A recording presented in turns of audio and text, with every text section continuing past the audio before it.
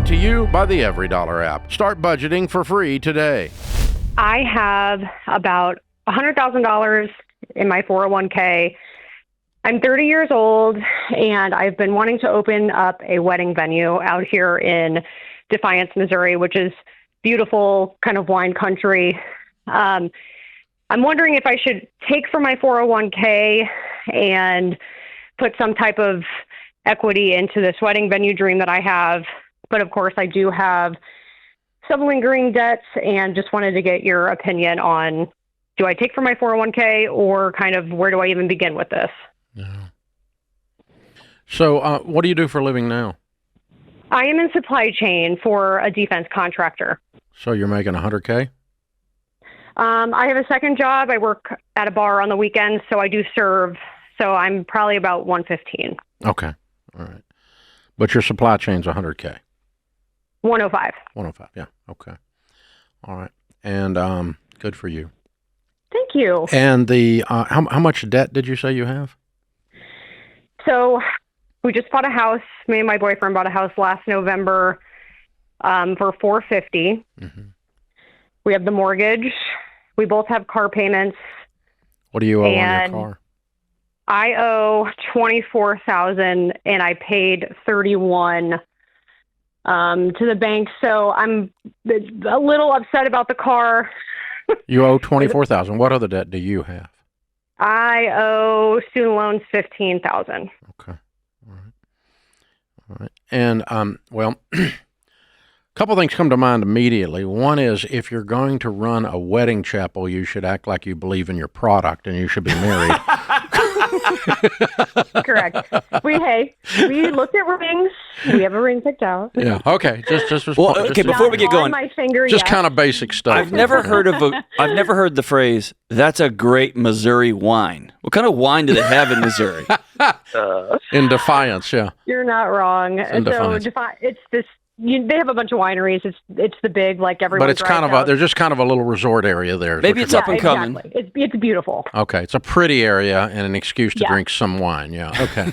Or have a wedding. Yes, yeah. Or have a wedding, or both. Yes. Yeah. Okay. Mm-hmm. So, but there's no existing venue that you're trying to purchase. You would build this.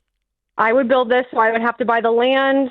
I would, of course, have everything. It would be starting from scratch. Yeah. Okay. All right. Well, number one, I would tell you, regardless of what business idea you propose, I would have you get out of debt before you try it. Okay. And number two, we coach about 10,000 small businesses through our Entree Leadership brand. I do an Entree Leadership podcast. It's one of the top podcasts in the small business space.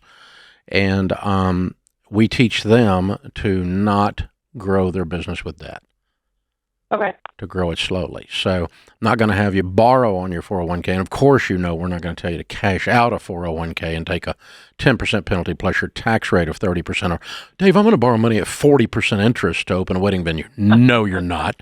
Okay. And so we're not doing that either. So that kind of takes those kind of things I start to be a dream killer, but I'm not a dream killer. What I am is a nightmare killer. I want to set you up to win. Right. At your dream, not to get to the end of your dream and be one of the 80% of small businesses that fail. And that number is actually true. So scary. And what causes the 80%, the number one cause of small business failure is called cash flow problems. Now, cash flow problems mean I'm short on money. Hello? And that usually means I'm in debt and I didn't pay my taxes properly. Mm-hmm. And the IRS is chasing me down. So the taxes thing you can work on with quarterly estimates and do your accounting properly. It's not the end of the world. And just be sophisticated enough to run your business properly. The debt thing is you've got to, if nobody wants to get married, the banker doesn't care. Right. If 73 people get married that day, the banker doesn't care. The banker just doesn't care. Yeah. It's a freaking banker. Yep. And they will foreclose on your little wedding chapel and turn it into a dog park. I mean, in a heartbeat, they'll do that. You know that's true. That's why you're laughing. Oh, yes, exactly. And so what I want to do is, if I'm going to run a business, and I do run one, And we have 14 profit centers, meaning 14 mini businesses inside of the Ramsey Solutions total P&L. So I run 14 businesses of sorts. They're all interconnected, but I run all of those as the CEO of this place, and I've grown it from a card table in my living room. So what we want to do anytime we're trying something new, which is what you're doing, in an area where it's never yet been done, risk, which is what we're doing. Well, the wineries do offer weddings, of course, but there is no true wedding venue. They're more just wineries. What's the biggest, nicest winery? Put that name in your head. Don't say it out loud. Okay? Okay. After John's comment, for sure. Okay? But yeah, not a Missouri fan. Okay, go on. So I love Missouri. No, we like Missouri. We just never associated it with Napa. No, I'm just and kidding. so so go over and talk to them about a joint venture and let them build it. Wow. Okay. I didn't even think about that. They'll put up the money. They suck at wedding. They're good at wine. I'm excellent at weddings and wedding venues. You can increase your visits to the winery. We'll put it right here on property, and we'll JV it. And you guys own the building. You own the property, and I run it for a percentage of profits for you. And let's lay out a model, and let's start that puppy where you do it at nights and weekends. And maybe some days off from your logistics. Don't quit yet. And let's get $50,000, $60,000 of income, $80,000 of income coming into your pocket before you quit your job. Okay. We always say pull the boat up close to the dock so you can step in rather than make the leap.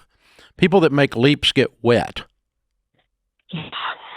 So get your income from the wedding venue up. And let's figure out a way to do this where you don't have to carry the burden of all the downside. And for that matter, these people could start the thing in a really nice high-end tent. Yeah, you're not could. wrong. You could. Yeah. And then let's concept proof, right? Let's get social proof for the concept. And they got $25,000 or $50,000 in the tent before we go build a $100,000 building or $200,000 building.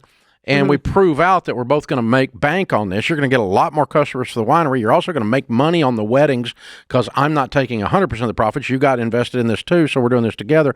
And do a JV on it, and let's prove it out.